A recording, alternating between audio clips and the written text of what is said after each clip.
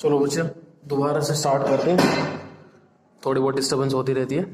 तो अब अगला क्वेश्चन यही बता रहा है कि जो रेफ्रिजरेशन है वो क्या होता है और रेफ्रिजरेंट क्या होता है, रेफ्रिजरेंट क्या होता है।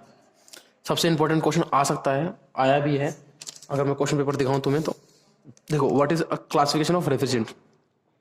ये पूरा पढ़ लो, टॉपिक बहुत बड़ा भी है और जैसे जैसे मैं समझा रहा हूँ वैसे वैसे लिख कर आना।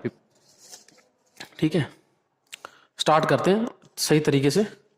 ठीक है, ये बस तार थोड़ी सी सेट कर देता हूँ मैं। ठीक है,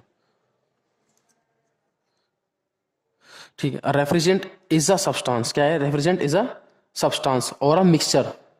एक चीज हो सकती है, ये मिक्स हो सकता है दो तीन लोगों का। Use in a refrigeration cycle. किस में यूज होता है? रेफ्रिजरेशन साइकिल में। जो बताते हैं ना, VCR, VARS, तो उस 4-5 साइकिल है, ब्रेटन साइकिल, वो सब साइकिल में यूज होता है। A refrigerant is a substance or a mixture used in a refrigeration cycle. कहाँ यूज होता है? रेफ्रिजरेशन साइकिल में। To absorb heat.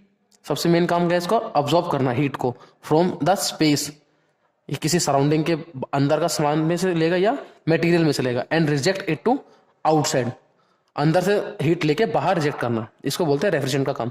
Refrigerant is a liquid form. Refrigerant is in liquid form which undergoes phase change. Phase change का मतलब होता है वो liquid से गैस में होगा या सॉलिड से लिक्विड में होगा। लेकिन लिक्विड है तो लिक्विड से सीधा गैस में जाएगा। आ गया समझ में?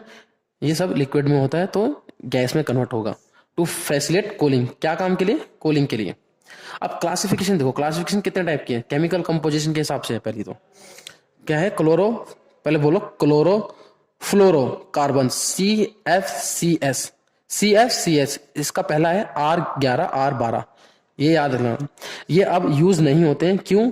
इन्वायरमेंट को दिक्कत करते हैं, तो they are not use due to environment concern. अब अगला आ जाओ, जो अगला है, जैसे मान के चलो जी अगला है हाइड्रो। अब पहले था क्लोरो फ्लोरो कार्बन, अब इसके आगे लगा दो हाइड्रो। हाइड्रो क्लोरो फ्लोरो कार्बन, HCFCS। ठीक है, इसका है R22। 11 ऐड कर लो, इसमें 3 पीछे लगा दो बस। ये याद कर लो। ऑल्सो नॉट यूज, क्यों? इन्वायरमेंट्स की दिक्कत आती है। अब इसमें से अब अगला है हाइड्रो फ्लोरो कार्बन। क्लोरीन हटा दो, क्लोरो मतलब क्लोरीन। तीसरे में क्या हटा दो? क्लोरो। पहले में लगाना है हाइड्रो, अगले में क्लोरो हटाना है। हाइड्रो फ्लोरो कार्बन, HFCS। ये R134A, R1410A, ये बहुत ज्यादा यूज होते हैं। Widely use in refrigerant. जो हमारे घरों में यूज होते हैं वो ये सबसे ज्यादा यूज होते हैं। 134 और 410। ये आपको 410 याद भी होगा, सिद्धू मूसेवाले का गाना भी है 410। तो याद रख लेना 410 कहाँ यूज होता है? घरों के AC और फ्रिज में। और 134 कहाँ यूज होता है? घर के और इसमें यूज। 134 और 410 इसे डायरेक्ट याद कर सकते हो। ठीक है ना?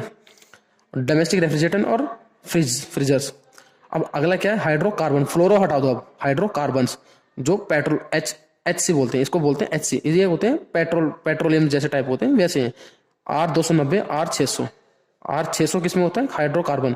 किस में होता है? AC और फ्रिज में, लेकिन एक एनवायरमेंट फ्रेंडली है। अब अगला क्या है? Inorganic compound. क्या है अगला? इनऑर्गेनिक। मैंने बताया था ना, इनऑर्गेनिक कंपाउंड। कंपाउंड होता है मिक्सचर ऑफ 2 और 3 थिंग्स। अमोनिया कंपाउंड क्या? NH3, नाइट्रोजन और हाइड्रोजन से बना है। कितना नंबर होता है? 17। अमोनिया कितना होता है?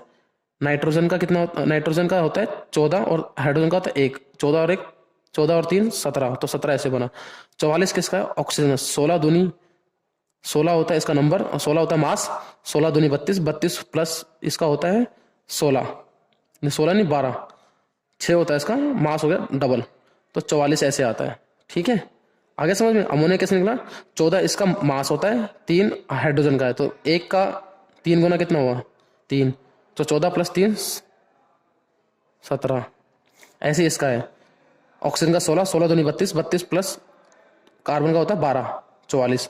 वाटर H2O, तो 16 इसका हो गया ऑक्सीजन का, प्लस हाइड्रोजन का 1 और 1 2, 18 हो गया। ऐसे कर लेना। ठीक है, इनऑर्गेनिक कंपाउंड ऐसे लिख देना। इनऑर्गेनिक कंपाउंड दो कंपाउंड होता है जिसमें 1-2 केमिकल या कंपाउंड मिलके बनाते हैं। नेचुरली अकरिंग होते हैं और इको फ्रेंडली होते हैं। इंडस्ट्रीज में सबसे ज्यादा यूज होते हैं। ठीक है, इंडस्ट्रीज में कौन से यूज होते हैं? इनऑर्गेनिक। अब जो इंपॉर्टेंट है, ब्लेंड, मिक्स ऑफ 2 और 3 रेफ्रिजरेंट।